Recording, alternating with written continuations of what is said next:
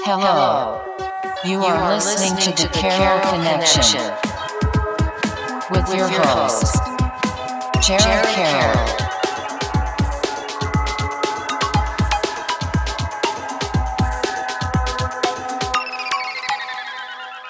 Hey everybody, welcome to the Carroll Connection. I'm your host, Jared Carroll, here to bring you guys another great episode. I did want to take a chance to shout out my last episode with Billy G, episode 132. He is a motivational speaker as well as a life coach. And on that episode, we talked about his family, his upbringing being Greek, kind of like the stereotypes behind that. And then he talked about kind of how he got into being a life coach and why he wanted to be a life coach. And you guys know I love the motivational stuff. So that was a fantastic episode. I loved recording that. Go check out his channel once a week with Billy G. It's on YouTube. He does a podcast every Sunday. It's fantastic. He actually posted our conversation on his channel. So if you want to go check out that on his channel, give him support, give him a like, subscribe for him. Please do that. But if you want to listen to that episode on my channel or my podcast, you can check that out, thecarrollconnection.simplecast.com. Also available Apple Podcasts, Spotify, and all the major listening platforms. If you like to watch your podcast, you can search it on YouTube at The Carroll Connection or at Jared M. Carroll. It should pop up right for you. And if you want to be a guest or return as a guest, you could hit me up on Instagram at Jared M. Carroll or at The Carroll Connection. Or if you have my number or Snapchat, you can hit me up that way and we'll set up the conversation. But that brings me to today's episode 133 with Josh Ruiz. Hey, thank you so much for having me. Appreciate you for coming on this podcast. And we had some stuff set up a week ago. Both of us had to kind of reschedule that. We worked it around. So I was glad we were able to set it up for today and do this conversation. Kind of shot a little bit with Devin Green. He's been on the podcast. That's how we kind of were able to have a conversation and set up this podcast. So shout out to him for allowing us to kind of meet and do this today. Shout out to Devin. I like to start my podcast is kind of talk about who you are and what you're doing currently. So I'll let you take that. Yeah. So, obviously my name's Joshua Ruiz. I grew up in Boston. Currently, I'm a real estate agent, but I do tech sales as well. So that's what I do for the most part. I grew up in Boston basically my whole entire life.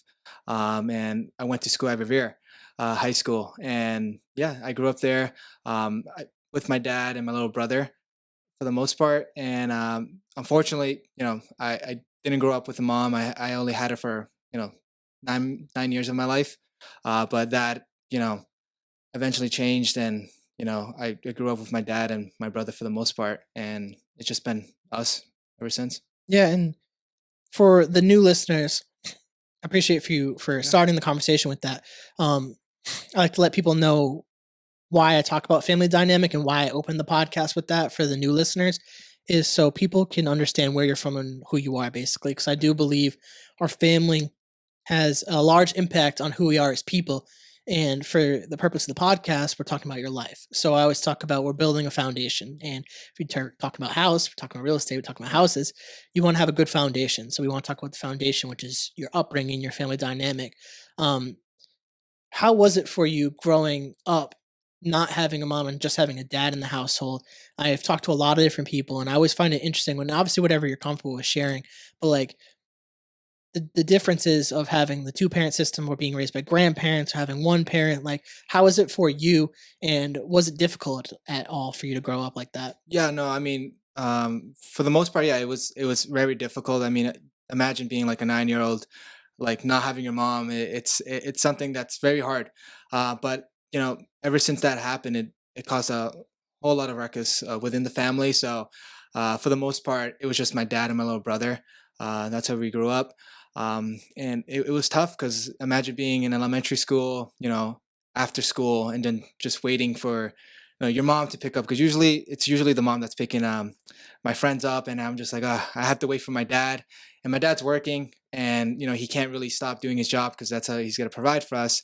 So there'll be times where I'm just waiting after school, waiting for him. It'll be hours, and the teachers will be like, hey, is your dad coming? I'm like, yeah, he said he's going to come. But, we were too little, so the teachers couldn't allow us to go walk home. So that's how it was at Abraham Lincoln School in Revere. But for the most part, it was tough because it's I would say for a lot of families, having your mom, it's kind of like the backbone. It's like your emotional support in a way. Because my dad was always just working from my point of view. So I either way, I didn't really see my dad. So when we were home with my dad, it was just me and my little brother, and we would just stay home. And he had to like take the risk. He had to like go work because that's how he's gonna pay the rent. But it was something very hard because I didn't really understand how it felt. Because as you get older, sometimes those thoughts, those memories, like they fade away. So it's kind of sad a little bit, but I'm grateful that I at least got to experience it from my point of view. And it's tough just seeing other kids. Just remember growing up and just seeing other kids like, hey, like it's Mother's Day. Like, what are you doing for Mother's Day? And I'm like, oh, you know, it's not doing anything, right? So that's how it was for me. But as time progressed, I kind of overcome that, and I kind of learned like just to be grateful for at least experience that because there's some people who just don't even have both parents. But growing up with a father, it was it wasn't very difficult in that sense. It was hard because he installed a lot of like hard, kind of rules in the house to be so we can be strong when we get older. But sometimes it was a little difficult just because I couldn't really connect with him emotionally in that sense. So I didn't really have anyone to connect to emotionally. So it was just me and my little brother, and we weren't like we were close, but we weren't like gonna be talking about like our emotions in a way. So that was like the difficult part. And sometimes having a mom, it makes me think like it would have been a little bit better because I can talk to someone. But that was the difficulty of it. But just be grateful that from my point of view. Yeah. Yeah, I mean, shout out to your dad for being able to provide and have the job and do that stuff. And it's tough for one parent to take on both roles, like whether it's a single mom or a single dad. Like it's a difficult situation for the parent to have to step up in that scenario, and because at the end of the day, you have to provide. Like you have children that are relying on you. So, Yeah. I mean, shout out to him for having to do that, continue to do that. That was like a huge thing probably for you growing up to have that and to see that too, the consistency to go to work and all that stuff and have those values, because I think fathers do raise really great children. The fact of like instilling the discipline, the Right. consistency. Exactly. If you do have good fathers and role models in your life, that's what they're supposed to do. And it sounds like in your case that was the case. Yeah, so like that's how it was. Like he was just always working. So like we I would just stay home with my little brother, and you just play video games all day. But I just remember he'll come back home like late. And then he'll be like, "Hey, like I'm gonna cook the food for you guys." So he kind of like played both parents in a way. Like he's always cooking, but he tried his best to like stay connected with us. Have some good times. So he kind of played both sides of the parenting role here, but I appreciate that. But I can't imagine what he's going through because like he was alone, right? So like his family was in another country in Central America for the most part, so he had no one. So it created a lot of ever since my mother's passing, it there was a lot of issues with the family. So it was just between us, my little brother, and my dad. So I can't imagine what he was going through in his mind. But yeah, it was tough for him because I remember sometimes seeing him like stressed out. It just made me want to like work hard when I get older and try to figure it out, try to make it out, right? I think that's what everyone's trying to do, try to find success. So that's something I would say for the most part. Looking at my dad helped a lot. Yeah, I think being able to understand like his point of view too of not having his emotional outlet, because Yeah, that was also like his wife, like that's who he relied on yeah, to get out his emotions. And so losing a partner is always going to be difficult, and then having to raise children without them and being reminded every day. I mean, certain extent, like you probably do look like your mom and stuff like that, because obviously when you're children you're getting mix of both genes. right. So it's like being able as you got older to understand his point of view has probably been able to help you kind of empathize with his experience too, because as a kid all we really know is our own experience because we're still growing. Yeah, So, and I could also agree with like the mother is supposed to be like the emotional like stability and like have that for the children to like kind of have the outlet. Like the traditional role was like father kind of be the disciplinarian, the provider, and stuff like that.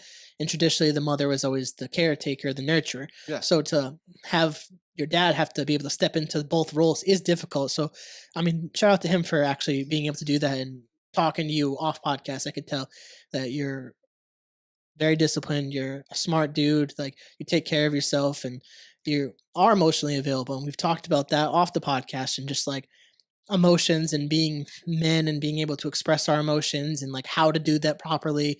I Right. think that's like one of my favorite things to talk about on this podcast is like having that space to do it. Yeah, no, like for me, like growing up, it was tough, but I had a couple friends there and then, but for the most part, I was like just myself, so I didn't really understand how to control my emotions. So like, because I was sometimes I was sad when I got home, and it's just like who do I rely on? Like, right, my dad's got to be coming home like at 10, with some food. Like, I don't want to put like emotional stress to him. Like, he's already like stressed enough, like working hard. So that was like my thought process of it. But as I got older, like I kind of discovered like to really kind of like endure your emotions and just always stay positive, because you can't really control the past, or you can't control the future. You don't know what the how the future is going to lie. And I looked at stoicism. I think that really helped me out a lot. Just kind of like stay intact and kind of rely on the present, because I can't control the past, I can't control the future. That's not something in my reach, right? So just focus on some things that you can control, and try to be as positive as possible and be with one with nature in a way. That's what I try to incorporate in my life, and it's helped me so much with everything. Because growing up, I would always think of the worst possible outcomes. I would always think like if because like my dad was pretty hard, just sort of trying to incorporate discipline, but like if I ever did something wrong, it wasn't like the best outcome. Like his reaction would be like, "Yo, why are you doing this?" And it was like very harsh. And I always thought that too. Like if I did something wrong to someone, or let's say even my boss, I would always think of the worst possible outcomes. But growing up, I just remembered looking at stoicism and just thinking like, okay, well, I can't really control that, and you should be prepared for that. But that shouldn't be something that should be consuming your whole entire like energy, right? You shouldn't be consuming negative energy. Try to be as positive as possible. But that's how it was. I don't know. We I think like in general, like people used to just usually like they usually like suffer more in their imaginations than in their own reality. Sorry. But it's something that it stuck with me ever since, because that I was always like that. I was always in my mind. I was always thinking of the worst outcomes. I was always thinking like, oh, this person hates me because I by accident I did something, or I said something, I said the wrong thing, and he's gonna hate me forever. So I always thought like that, but ever since discovering stoicism, it definitely changed my viewpoint on the world.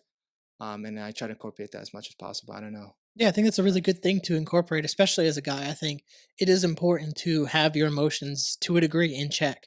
Right. Like, don't be, and this is something I've struggled with for a long time and had to like trying to figure out between therapy and like my own self is where's the fine line between showing too much emotion and not enough emotion. Like growing up, I hated kind of like trying to control everything and trying to control my emotions and like Yeah. don't react to stuff, don't cry, like the stereotypical don't cry, don't be a Right. girl. Like I think there's benefits to that because you don't want to be overly emotional where it prevents you from doing anything, but suppressing emotion isn't healthy either. And I think we're in a weird time in society, especially the way that the media is projecting towards men and how to talk about our feelings is they tell us one narrative, but it's not always the true one. Like overexpress yourself, tell everyone how you feel, do all this stuff, and like that has a negative connotation because people still to this day will think you're weak for doing that, which might not necessarily be the case, but I think being able to be emotionally intelligent, understand your emotions, where they're derived from, what triggers do you have, what traumas do you might have, and how do you properly release and cope with that stress, those emotions. I think that's a healthier way to do it. And for myself, therapy was a way for me to learn how to do that because I wasn't taught it. And I don't think a lot of young men are taught how to do that stuff. And I think stoicism is a really great example and a really good concept that if you can control, you can't, I think one of the greater things about stoicism is like kind of teaching, like, you can't control what people are going to say. You can't Yep. control how they're going to react, but you can control how you react to what they say. Like, Exactly. don't allow someone to control your own emotions because once they have control over your emotions, they have the power. And like, I don't know if you ever heard of Robert Greene in his books, but like he talks about that in the 48 Laws of Power of like that power dynamic, whether it's in business, relationships, family. Like if someone has control of your emotions, they have control over you, and Right. you don't want to give that to them. So being stoic is a very positive thing to be, and especially as a guy, I think it's good to show that characteristic. I think it's part of people always shame masculinity, but I think stoicism is a really great part of masculinity. And if we learn how to define masculinity better, I think for future generations, it'll have a really positive impact. So And it's not like it's not like you can't feel anything. It's like I think people think it's like, oh, being stoic, right? They think of the definition of it. It's like you have you're enduring your any pain tolerance or any negative kind of energy, right? And you're not really gonna express that. It's not really like that. It's more of just like controlling your emotions. You know, we're all humans. We're all gonna cry. We're all gonna like experiencing like it's inevitable, right? You're not gonna be happy forever, but it's not letting that those negative times like kind of consume you to an extent, right? So if like I go through a breakup or something like that, right? Like you shouldn't like, of course you can be sad, right? But it's not letting that negative energy kind of consume you, because that's where you're gonna dig yourself in a hole, in a deeper hole. So it's like thinking like, okay, well, this happened. How do I act rationally? It's all about acting rationally with your emotions. It's not like trying to act irrational. Of course, you're gonna cry, but you just gotta like, try to stay rational as possible. So I think that's what a lot of it is for me. I think the narrative that you should go out there and kind of like lay your energies all your emotions all out. I don't I really agree with that, because it can bite you back. But it's more of just controlling what you can do, and of course have fun, right? It's not like you can't have fun or you can't just be happy. It's not about that. It's just like when tough times come, you know how to control them. Like if someone's confronting you like in a negative way, and it's like they're bashing you, it's always the right move to stay calm and just don't feed off that energy, because you're just going to be exactly like the other person. So that's how I try to incorporate that in my life. Just try to be as rational as possible, because there's times where I get mad, like everyone gets mad, but sometimes I look back, I'm like, maybe I should have just like relaxed a little bit. Maybe I shouldn't I don't want to be like them. So but that's what stoicism is for me. It's like you can only control the present. You can't control what people are going to do to you, but you can control what you think, because that's the only thing you can control is your brain. yeah, I totally So agree with that. And just watch out for tapping oh yeah, like the sorry. mic stand, just because like it picks up. But Mhm. otherwise, you're good. But to go off that too, before I transition us into the next topic about kind of making friends in childhood and getting Yeah. towards like later into high school and stuff. But I think one of the more famous sayings that I've heard, I think I've heard Joe Rogan and Jordan Peterson talk about this, is kind of like you'd rather be the warrior in the garden, not the gardener in war type Yes. vibe. Yeah. Like be able to control it, but when tough times do arise, you want to be able to defend yourself, defend your emotions, and like control them to a certain extent. But not you don't want to be not capable either of showing them when you need to. So I think that's like the kind of the point that we're overarching here with stoicism. That's really great. But to transition us, talk to me a little bit about kind of like how you made friends. Did you play sports? Did you have hobbies? Like, especially if it's just you and your brother, obviously you got to make friends outside of like the family Right. dynamic. So I'm wondering how you did that, and then we'll kind of progress into high school and then get towards like after Yeah. that. So I would say for the most part, like in elementary and like middle school, uh, I wasn't really. I was a class clown. Like to be honest with you, I would just disturb the class sometimes. I would try to make jokes. I made friends off there, but they weren't really friends. They were just kind of like I learned at the like later on, like they were just kind of like they just wanted to laugh. Like they just wanted to use me. So like they weren't really calling me. They don't want to like play video games with me. It was just always in class, right? But I made friends, I would say, from sports. So like in high school, I played soccer, and it was that was probably the best moment throughout like my education. Soccer was probably the best, just because like I met so many people, and I really understood like I wasn't the only one. Like there was other people that were dealing with things as well. But as high school progressed, I don't know if from your experience, but like you have like a friend group, like you have a couple friends like freshman year, and then as you start progressing, like your sophomore, your junior, your senior, you just notice like just people start to fade away, like they start to fade away. So like in senior year, I just remember like I had no one, I was just by myself, and I was just like, whatever, this sucks. So ever since that kind of ever since that happened, I kind of like started focusing on myself, and then I looked back on I looked at just like my profession, or just trying to find a job that I can kind of succeed in. And I found sales because you know learning how to sell, like it's gonna like help you a lot like in business. So that was like my thought process, and I noticed with like real estate, right? Um, I always wanted to be successful because I wasn't like in middle class or anything like that. Like I was pretty low, so I just wanted to find a way. So ever since I got like a job in real estate, I met good people there, and for the most part, it helped me out socially because I was like mostly like introverted throughout high school. Because as people started to fade away, I was just more to myself. I was just more like listening to podcasts like Joe Rogan a little bit, and just like trying to like develop myself, trying to find a way to like get out of this terrible scenario that I was in, and trying to like just succeed. But I came across sales, and throughout sales, I met some good friends there, and as anything, it starts to fade away too, but they're always there. So if I need them, yeah. Yeah, so like say towards your like before I get to that too, I kind of want to talk a little bit about the soccer stuff. Yep. Did you play soccer like most of your life? I played it. I started playing it like fourth grade. I was into baseball, You so like baseball too? I Nice. played baseball. Then Which there's one was like, your favorite? what do you mean? Soccer or baseball? Which one did you prefer? Soccer. Soccer. Yeah, soccer. Baseball. I went through a phase. I started liking baseball, like uh, you know, during my early years in elementary. But there was this incident where I got hit by the ball. So like one of the pitchers like hit the ball, threw the ball, and it like hit me, right. So that kind of like traumatized me. Like I didn't want to Hey, play it fuck again. Yeah, this. I never wanted to play again. And then I just started watching like soccer. Like for example, in a lot of like Latinos, like the a big rivalry is like Real Madrid, Barcelona, for example. So I started watching like the Madrid games, and I like there was this one individual. His name was Ronaldo. You Mhm, probably heard mhm. of Yeah, Cristiano yeah, yeah, Ronaldo. yeah. And I just started seeing him play, and I'm like, man, this guy's a beast. Like he's a hardworking guy, and he just puts in the effort, right? So I'm like, let me join his side. And I just became a fan and just started, being like I wanted to be like him, right? I just wanted to play like him. But for the most part, yeah, I just played soccer.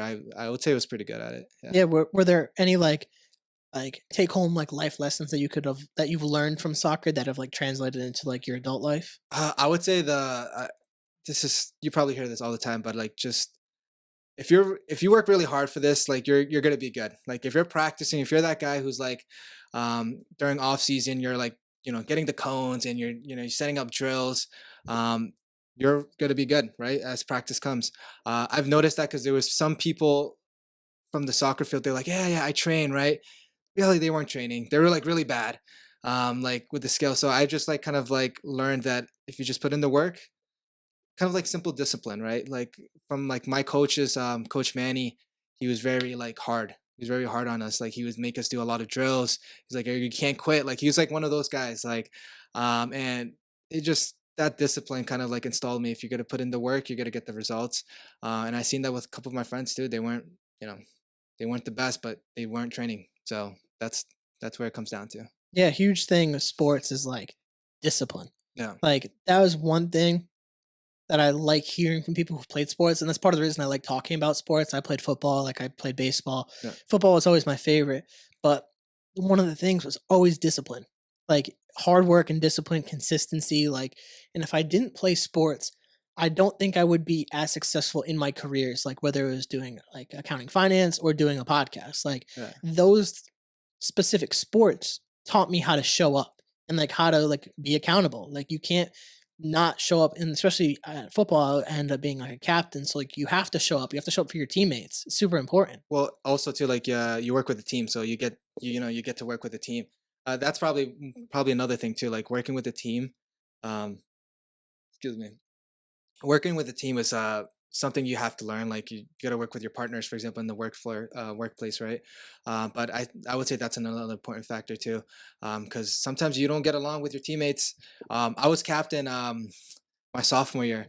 I was playing JV, but I was captain, so Mhm. like I had to like deal with everyone, try to control everyone, and make sure we're doing the drill. Sometimes the coach wasn't there. I was like, hey, I can't make it today. Like I had to like do the drills and make sure everyone's on check. So I think that's like another important thing, like leadership, but like learning to be with other people. I think that was a big one for me because like I didn't really um I would say for the most part, like I didn't hang out with too many people, right? So like this was like kind of like a new experience. Like I met other people from different backgrounds, and like you know how like how the bus ride to like different games, like sometimes you're just fooling around. Like there's like rap battles or something like that. Like we're roasting each other, we're coming at each other's necks, but it's good because you get to mesh with different types of people. So I think for that, that's something very important as well too. Yeah, you get to build like that some sort of like camaraderie and like brotherhood almost, and like I think that's important, especially for kids growing up and like getting into the young adults like age range, is like having that experience with people around your age and like going through something like wins and losses. Like Yeah. the losses always taught you more than the wins, and I think it's important to have these experiences and to grow with your friends. Right. I wasn't when I was playing soccer, I didn't take anything like for me, like I always like to have fun. So like even though if we lost, like I would find it as a joke, but like people would come at me like you should take this seriously, like and I understood that, right? But I get the dynamic, like, you know, this is a win or lose thing. We want to win every game. But hey, sometimes you lose, you know, sometimes the other team was more prepared, right? What can you do, right? You can't do anything, right? So I would sometimes be the captain that would like kind of like laugh it off. We'll be in the bus and be like, come on, guys, let's just like have fun. It wasn't like it didn't mean anything. The game didn't mean anything. So It's like we have another game coming up. we have Like, another game coming up. It's not like it's JV too. Like when I was captain, it was JV. So there wasn't any like cup we were playing for, right? mhm. And for the most part, we were pretty good. Like for our region, like we were like versing other teams, like we were like smoking them for the most part. There was like a couple of towns that were pretty good, but like for the most part, we were like smoking all of them. So like if we lost one game, it's like this is just it's gonna help us for varsity, right? It's just like okay, one we know how to work together, and once we get like next year junior, once we're varsity, it's just gonna help us out. But for the most part, it's just a game. It's like just having fun. Yeah, and I always especially thought of that like that. it So goes into like especially those years, those junior and like the sophomore and junior year where you're usually mostly JV and then you get to varsity your junior like the later junior and senior years. Like those are the years where it really kind of like matters, where it's like the work yeah, ethic and like you got to yeah, take the games is like it's practice for, like you said, for the varsity level. It's like you want to like work on your craft, like have fun, because like it doesn't like these losses if you lose doesn't hold as much weight as if you did on like a varsity right. team. So it's like having fun in that moment too. So it's That good to have that that's what I mentality. always had that. I remember I got like the head coach came at me one day because like I was just like laughing like I was like this is not like we lost like what it's JV like it's not even a big deal like who cares like this is like we're young so we should just enjoy ourselves for the most part so yeah that's another important factor. So you say you played football? Yeah, yeah, What yeah. position did you play? So we did had a couple different offenses. So when we were like more, I don't know how much you know about football, but it was more like run based. They called it wing T. I played anywhere from like halfback to fullback, and then when I was younger, I used to play like cornerback on defense, and then we went to more of a passing offense. So I played like a slot receiver, and then I played linebacker. So like Yeah, for one of the smaller guys, like I'm playing like a linebacker position. Like I just would able to kind of like hide and fucking be able to you hit just get people, and there, like get the it sack. yeah, it was always good for me to play those positions because like there's always like I was just trying to prove myself to people. It's like, yeah, I might be one of the shorter people, but I'm going to fucking hit you hard as just as anybody else in this team. And like that created like a it forced me to work harder than other people because I knew that regardless of when people talk about when you're talking about sports, like physical attributes do matter. It's like if you're a short kid on a basketball team, you're not as tall to the net, so it's gonna be harder to score. Like Right. this stuff like that does matter. And I'm not gonna pretend like it doesn't. So like but when it becomes versus skill versus hard work, that's where the true test comes. So I was always like, I'm going to outwork everybody. I was always in the gym. Like I would like be one of the few people in the weight rooms in the off season with the coach. And like that's part of the reason I got captain was like I put in the work to become a captain because I wanted it that bad. I wanted to be good and like having that work. Like I started working out like maybe I think it was like winter of 8th grade going into my freshman year Yeah, was I was in the basement on weekends like 5 6 a.m. with like a couple of right.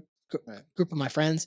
One of their dad was like a bodybuilder. We called it like the dungeon, 5 6 o'clock in the morning, like working out, learning the form and technique. And like I'm so grateful for those experiences because now I take fitness so like it's so important to me into my day-to-day life. Yeah, And like as someone who advocates for mental health, I realize how important that physical aspect of it is contributing to my mental health. I'm so thankful that I was able to learn these skills at a young age, and like I don't think enough people do learn it.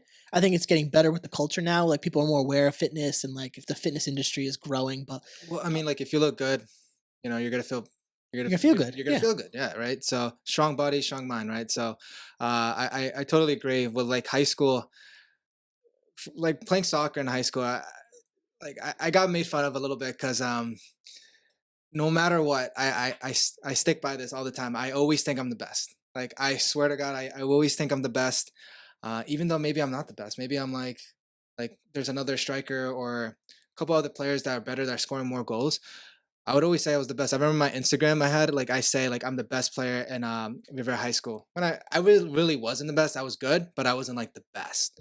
But I would just always have that mindset, and it makes me feel good because like yes, I can like play around with my friends and be like, I'm the best man. I don't care if you smoke me in a one on one in basketball or whatever sport. I always think I'm the best, no matter what. And I always say that every day too. Like when I'm waking up, going to work, for example, when we did sales, I always thought I was the best, and it made me feel good. Like it honestly made me feel good, and the outcomes were positive for the most part. So, you know, I think that's a good mindset to have, and like you're also self-aware too. So like if you're actually not the best, like you can call yourself out on it, which is a good thing. Cause like it if yeah, it was more ego and delusion, that's where it's dangerous and gets into narcissism with people. Cause yeah, you see in our culture now, so many people dive more they cross that line of like self-love into narcissism and like they can't see the difference, but it doesn't obviously sound like that with you. So I think it's good because I agree to have that mindset. Like you got to think you're the best. You got to think you're the best at what you do, and like also be smart enough to know you don't know everything. So I think yeah, it's and like of course. it's like an important balance between the two, is because like you want to have confidence, but you also want to be willing to learn something new if you need to. Yeah, no, of course. Like playing like one-on-one basketball, for example. Like I'm going back to the sports because there was a lot of like moments like this. Like So it sounds like competitiveness, yeah, which is like a good thing. competitiveness. Like I would joke with them. Like I know he was like some players were better than me. Like I'm not denying that. But at the end of it, they will beat me. I'm like, man, I'm still better than you, bro. I'm still better than you. I would always think like that. But yeah, no, it's 100%. Sometimes they can get to like a deep end, right? Like you're like very narcissistic. Mhm. Like your ego starts getting in it, especially if you're not really, the results are not in. But like when it comes to sports, or maybe like doing sales, for example, I think that's very important because like it helps you. Like it can help you just motivate you, like close the deal. Like I'm the guy. You close the deal, like what, I'm the freaking best, right?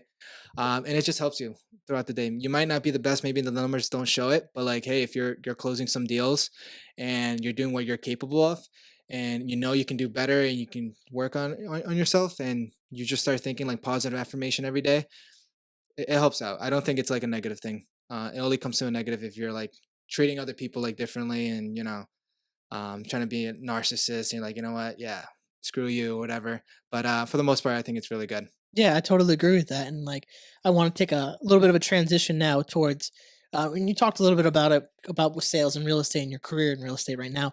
But I want to talk that like senior year, like you're looking at all your options and kind of go into a little bit more depth with it. It was like, what were you thinking? What were your expectations? What did you want to do post high school? Yeah, so I think my senior year was very hard for myself because I didn't really know what I wanted to do. I knew deep down I think like for everyone wants to be successful, everyone wants to have like money, everyone wants to have the house. For my personal experiences, it was much harder because like I didn't really have anything. So I remember just reading a book. I don't remember the book, but it said like 90% of like millionaires in the United States, they own real estate. They got rich through real estate.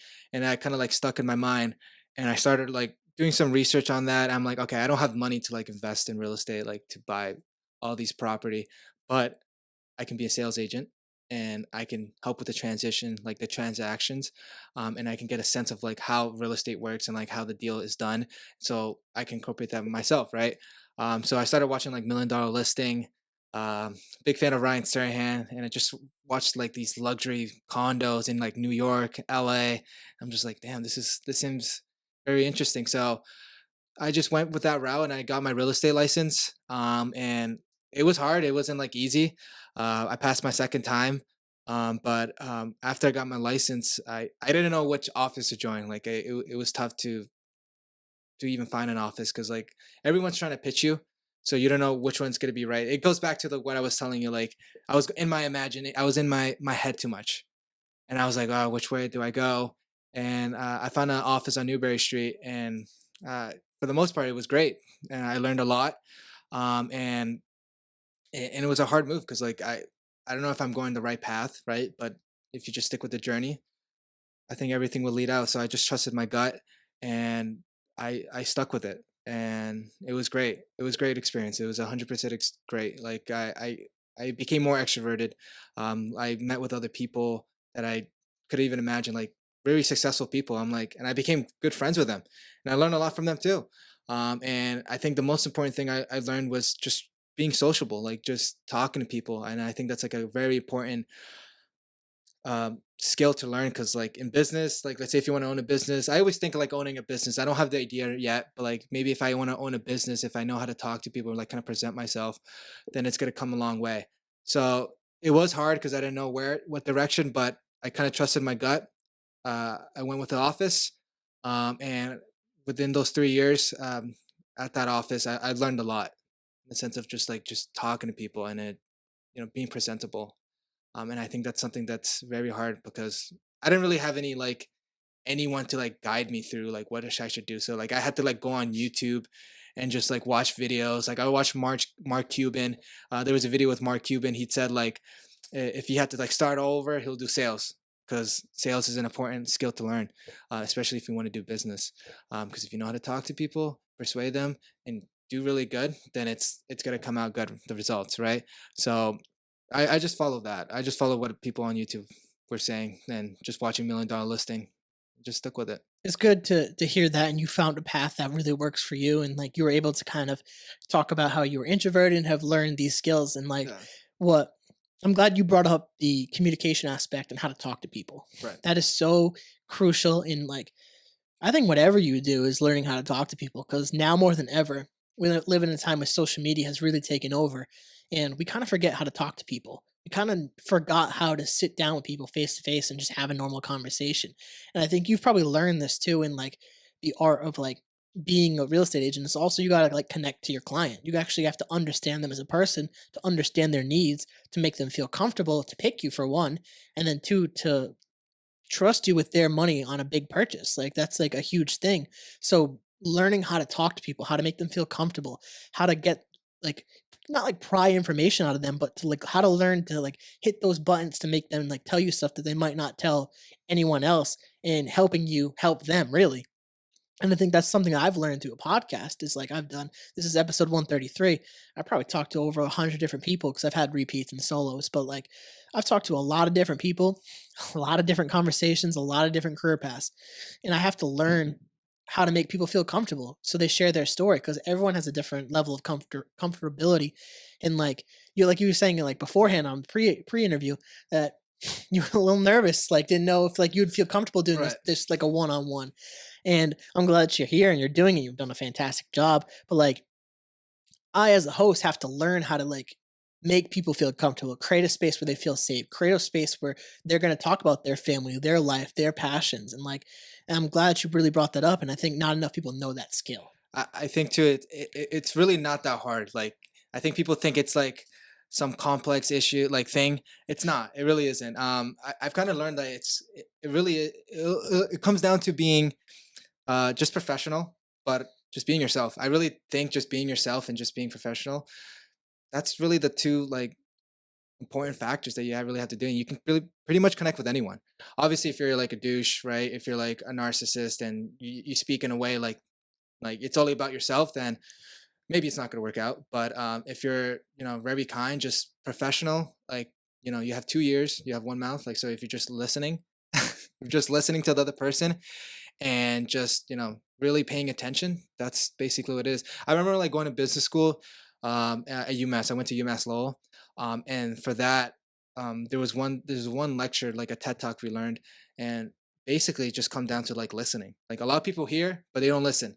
So like you can brush aside what people are saying, but if you're not really like listening, then you're not really gonna get you're not gonna get those pressure points, like those key words, what and what they're really trying to say, right? So it's just basically it comes down to like listening and just being yourself. I think for the most part, that's the most important thing. That's the most important aspect of it. Yeah, I totally agree with that, and, like, I'm glad you brought up listening. That's a huge component of being a podcast host is listening to my guest and hearing what they're saying, and, Right. like, that's like I wish people truly understood it. It's like, it's a skill to listen, like, because a lot of Yeah. people do innately wanna talk about themselves. You just gotta you have to listen to what they're telling you and how to ask the right questions to make them feel comfortable telling you what you wanna know. And it's not just all only about yourself too. So for the most part, like if you're listening to the person, for example, yeah, listen to them. But if they're very genuine, they're gonna listen to you too as well. So that's the most important thing. Let them listen. Let them say what they gotta say, and then just be open ears with it, and then just say what you gotta say. That's just basically how you have a conversation with someone. It's like very simple, but it's just all comes down to listening. I know like people like would just brush aside, they won't really pay attention. I'm like, hey man, I said something pretty important, and like you just kind of brush that aside. Now you're just talking about something else completely, right? And it happens all the time with conversations. But when it comes down to like doing sales with clients, I've noticed that it's just like just listen to what their needs are. They're gonna speak. Like everyone wants to speak. Everyone wants to say something. Everyone wants to like be heard, right? Like I'm pretty sure everyone wants to talk, like wants to be heard, right? So if you let the client say it, let them, hold their hand, do the shopping a little bit, let them see what they want, and then you just come in and you find in what their needs are, right? If it's like an apartment for rent, for example, basically that's how it is, right? It's very simple, basic things, but like not everyone incorporates that. Like listening, all they do is just hear. They're Yeah, not really it's listening. very, very basic, and, like, as when I was looking at doing a podcast, like, I wasn't, like, a very extroverted person. I wasn't, and I'm still not to this day. I'm a very Right. introverted person. I don't like to go out and do shit, but, like, I had to learn how to command a conversation, how to host a conversation, and, like, goes to the listening point, and I don't think enough people really do listen to other people. They just like talking, or and that's something that's interesting is like people do like talking about themselves. And if you actually listen to what they're saying, because most people, like you said, aren't listening, they're actually going to feel heard. And once they feel heard, they're going to feel safe and comfortable and Yes. confident with you.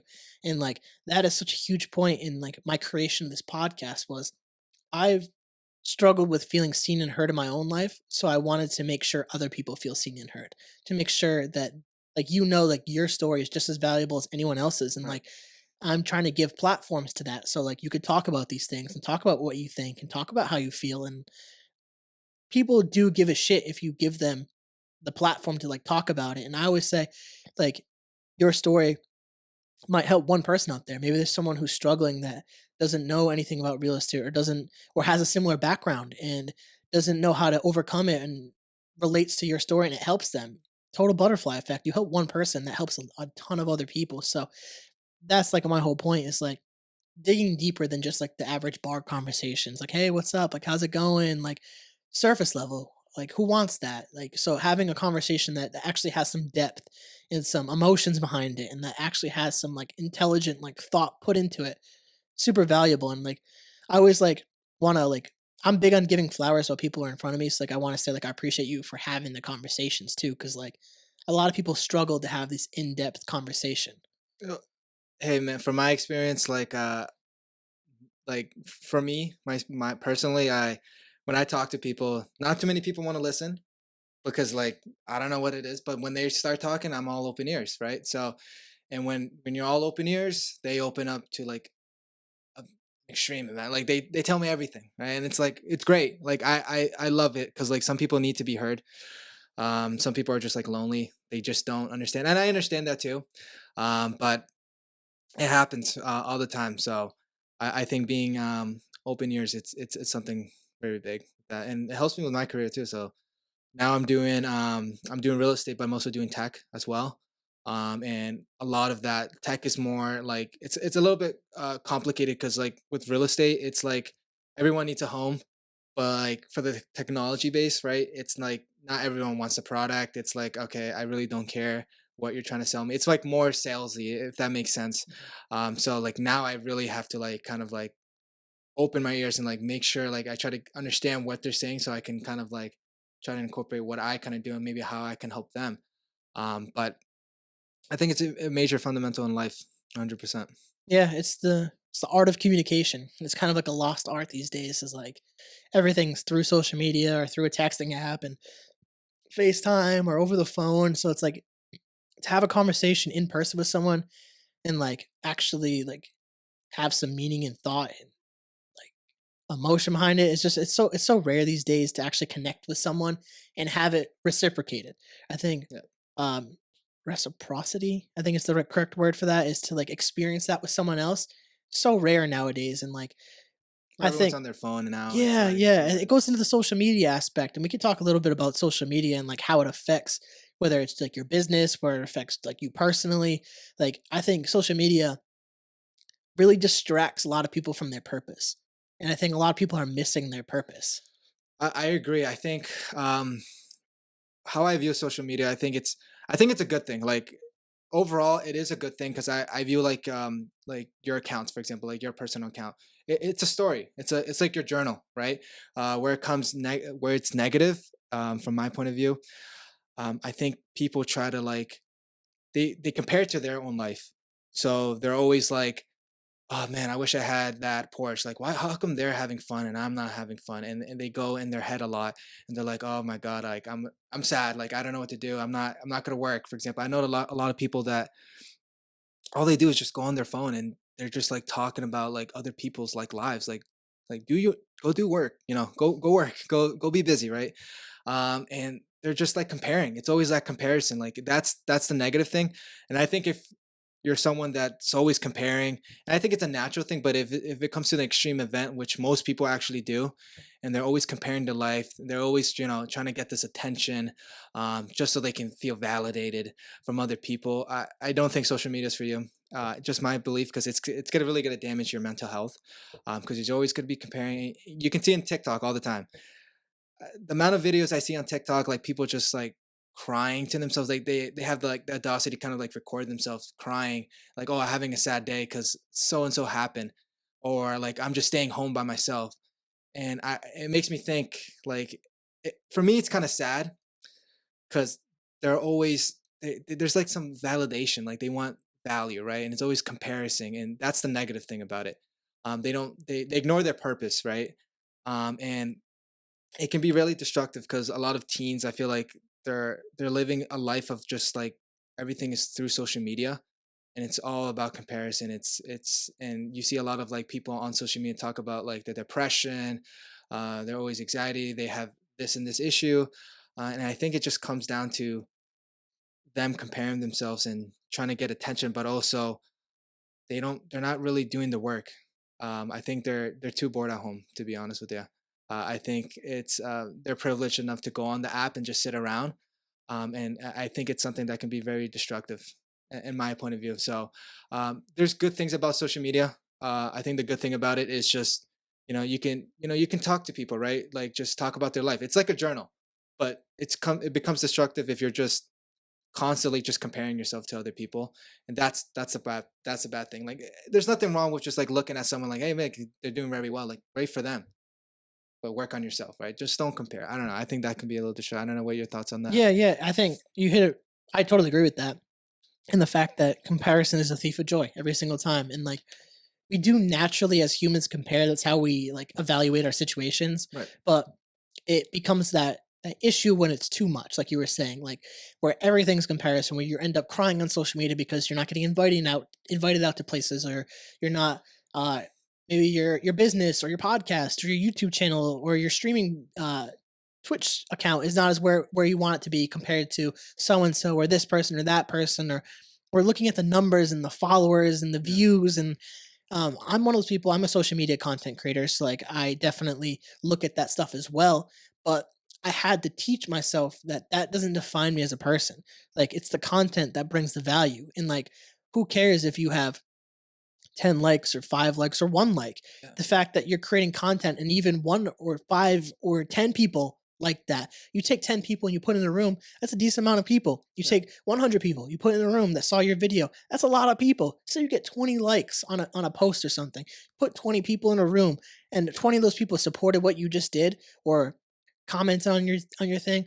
We minimize the numbers, but if you put those individuals in a room and looked at it through that way, you're like, wow, like I actually like commanded that many people. Or if I look at like one of my YouTube videos, say I have like 40 people that watched an episode, 40 people took the time out, just even if they watched 5 minutes of it, 40 people in a room, you could fill small auditoriums, which is like a pretty cool concept if you just look at through that lens. Like people just get so caught up in like the comparison of the numbers and they take too much meaning in it. Well, not even that too, like that too, but also like the luxury life. Like that's a huge thing. Like oh, they're living a great life. They're like, oh, like I wish I can be living a great life.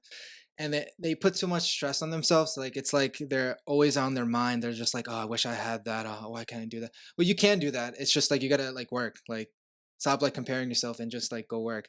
I think that's like really the issue is like I think a lot of like teenagers, like young adults, like they're all sad. Like I see it through TikTok all the time. I don't know if you see it through your feed, but it's like they're just like comparing. They're just like sad. They have something, they're diagnosed themselves with something, right? And I'm just like, I just think like it's like they're just it's the constant like looking scrolling down, but also like just like hey man, I wish I had this life. But it's like you got to be patient, right? It's like you got to be consistent. You got to be patient. It's not going to take it can take a year, but it can take 5 years, it can take 10 years. You never know. It can take 20 years too. But I think everyone's just comparing themselves at a high rate, and that's like what's leading to a lot of like people to feel sad, depressed, and it's just like being bored. I think like being bored at home too. Like a lot of people are not doing anything, and they're just at their house and just scrolling rather than going to work. They're just scrolling through like consistently like feeds, right? And they're like looking at the likes. Oh, I only got 5 likes, and they're like disappointed. Some people are disappointed about that, and I'm like, at least you have like 5 real people that actually like your content, or like that you hey like you're doing fine, or like that you're with your family on a boat or at the beach, for example. At least there's 5 people that actually kind of care. They're like, hey, look, I like what you just posted. But other people are just like, oh, like I didn't get like this amount of likes and stuff like that. I don't know. I think it's just people are too bored. I think people are so stuck up in their imagination, and they're just always thinking like, oh yeah, this it goes back to like stoicism, right? Like you can't control the future, you can't control the past, you only can control the present, right? So if you're always like constantly thinking about the future, like, oh, like I wish I had this, I wish I had this, it's okay. Like if you had that in the back of your mind, but like have a plan, like, hey, you know what, it's going to be a grind. You never know, there's going to be ups and downs. That's how it is. But a lot of people are just comparing themselves. So Yeah, I totally agree I with don't know. that. I find it sad. It is uh, very sad, and I think social media has accelerated the issues with mental health because it's become an addiction. It's like a new addiction yeah, because it releases dopamine and all these different aspects of it. Creates a huge issue with insecurities and stuff like that, and heightens them. There's a big issue with that's it, that's and another like one thing. and like I like that you brought up the patience aspect. It's like anything that's worthwhile and it's worth achieving at least takes patience and hard work. You need to be patient, like especially when we're like not from like rich, privileged families or celebrities. Like we're quite literally average, regular, everyday people. And if you want to become into that category where you have the wealth, you have the success, or have the fame, I don't think those define you as people. And you should look for more happiness within your family and your friends and your community. But if you do want those things, it takes hard work and like dedication, consistency, and patience to achieve those things. And you're gonna feel depressed. You're gonna feel anxious. You're gonna feel all these different emotions, but to don't allow your mental health to affect your work ethic every day because it goes to what you said, stoicism. Sometimes you just gotta show up and do the damn thing. Like Right, no one's gonna save you, no one's gonna do it for you. You have to do it yourself. Like no one's gonna do this podcast for me. It's got my name written on it. This is my podcast. I have to do it. right. So at a certain point, take care of your mental health, but you also have to wake up and do the damn thing. Like, and I think that's a point aspect of stoicism. Yeah, and like I think like going back again, like I think just too many people are just like not doing anything. Like I really do think like a lot of people are like rather spend their time on their phone. Most people are consumers. Yeah, That's and like, there's nothing wrong with that, but I right. think that's something that I had to change. It's like, why are people just so content with just consuming the content, make the content, but a lot of people just don't want to do it. Some people Right, are fine with just living like the consumer lifestyle and just living quite literally more of an average lifestyle. And I don't think anything's wrong with that. I think it's more when they use their boredom and like, oh, I'm so bored, I don't have anything to do, I'm depressed. that's when you need to do something. Like you need to create something. I think Well, a part of the human experience is creation. right. And I think a lot of people just come to the conclusion like I'm depressed. Like rather than just like, hey, like let me try to improve, right? Let me work out. Let me work on my dreams, my goals. Rather than doing that, they just a lot of people just sit down and just consume the Instagram, social media, and it's very. I think it's very hard for young people. I really do, especially like I don't know how they're gonna go. I mean, we're pretty young too. We're probably in the same category as well, but it's gonna be hard because it's just like this comparison. I really do think comparison is like a big thing right now, and that's why a lot of people are just like anxious or like just like feeling down because they're like, I don't have that. And it just takes work. And like what you were saying, it just takes works. Maybe creating a vision board. I just recently learned this from Ryan Serhan, but when he was an agent, a real estate agent, he was a broke real estate agent when he started out, but he bought a fake Rolex so he can vision himself having a Rolex. So he had a Rolex on. It was fake, but when you worked with clients, a lot of clients would be like, "Hey, look, oh, you have a Rolex. Wow!" Like, you can get the sense of what type of agent he is. Like, he's a high end agent. He dedicates his time and effort for his clients, and that's why he has his Rolex on, right? He works very hard for it. So he says basically, just envision yourself, right? If it means like, sometimes you have to um, like experience things like right if you want to get a watch right if you get a fake watch you wear it not just because you want to pretend that you're someone but you want to pretend that you're not pretend but vision you want to vision yourself as that man. And eventually that's kind of like manifests itself, right? Like some people need to like go do something like have an expensive dinner so they can get that experience. They're like, all right, this is how it feels to like do this, right? And I think that's very important. Visioning, like visioning yourself and like kind of putting in the work because it's gonna like manifest at one point. Like, it's gonna be like, okay, well, if I'm consistently working hard and I see the fake Rolex on my hand, but like one day I'm gonna have that, right? Like, this is how it tastes, right? Like I'm dressing myself very well, like I'm very disciplined. I think you can eventually succeed it. So if you can vision it, I think you can definitely succeed it. And that's like something I learned recently from Ryan Serhan. Hopefully I'm gonna try to incorporate that a little bit too, but like visioning a lot, like drawing out something like let's say I want a car, a Porsche, I can put it out there. Or maybe go get a rental, right? Experience that, like, oh, this is how it feels to like have this, nice car and just get the rental for a couple of days and just like, okay, this is how it feels. Now I want it. Now I really want it. It can like really change your mind. And that's what he was saying a lot on his social media platforms. And I find that very interesting. There's a specific quote, but I forgot what it was. Um, a lot of parents say it, but it's like work for the job. Or is it Yes. dress for the job that you want, not the one that you have type Yes. thing? Yeah. Yes. Yes. Yeah. That's exactly what he was quoting on that post when he was wearing the fake Rolex. That's what he was doing. So I think that's an important concept as well. But social media can be a dangerous thing, 100% with a lot of people's mental health. Yeah, I agree with that. I'm glad you brought up visualization and like how that's really important. We are getting towards the back end of the podcast, so I want to start tying things up and wrapping things up. Um, I do have one more question for you. Um, what would your advice be for someone who wants to pursue their passion? Right. So I'm still someone who is trying out things, right? So my advice would be just do it. Like do the work and try as many things as you can. Right. So let's say if one thing doesn't work out, find another thing. But there's a lot of like material online in the sense of like YouTube, and you can try to kind of sense of like what you're driven at. Like for example, my sense, right? I found out real estate, like sales, was an important thing, and so far it's my passion. But it's just about like being okay. Let's set a game plan over here, and let's figure out something that can work out. And if it doesn't work out, you just got to keep going with it. That would be my advice. My best advice for a lot of people, just to try out new things and see what it comes down because it's better than trying doing nothing. So um, that would be my advice on that. Josh, fantastic advice. And again, I appreciate you so much for coming on this podcast. I just want to say thank you for coming on this podcast. I really do appreciate it. Appreciate it. Thank you. This is a new experience, so hopefully, I was a little nervous here, but hopefully I did good. Yeah, I think you did really good, and you got a lot of great points out there, and I think it's going to be really good for people to hear that and digest that. So again, thank you. For the listeners, if you guys like the podcast, please rate, review, subscribe, share with your friends, share with your family, share with your grandma. You can check it out at thecarrollconnection.simplecast.com. Also available Apple Podcasts, Spotify, and all the major listening platforms. If you'd like to watch your podcast, you can check it out on YouTube at The Carroll Connection or at Jared M. Carroll. And if you want to be a guest or return as a guest, you can hit me up at Jared M. Carroll on Instagram or at The Carroll Connection or text or snap, however you want to reach out to me. So until next time, guys, peace.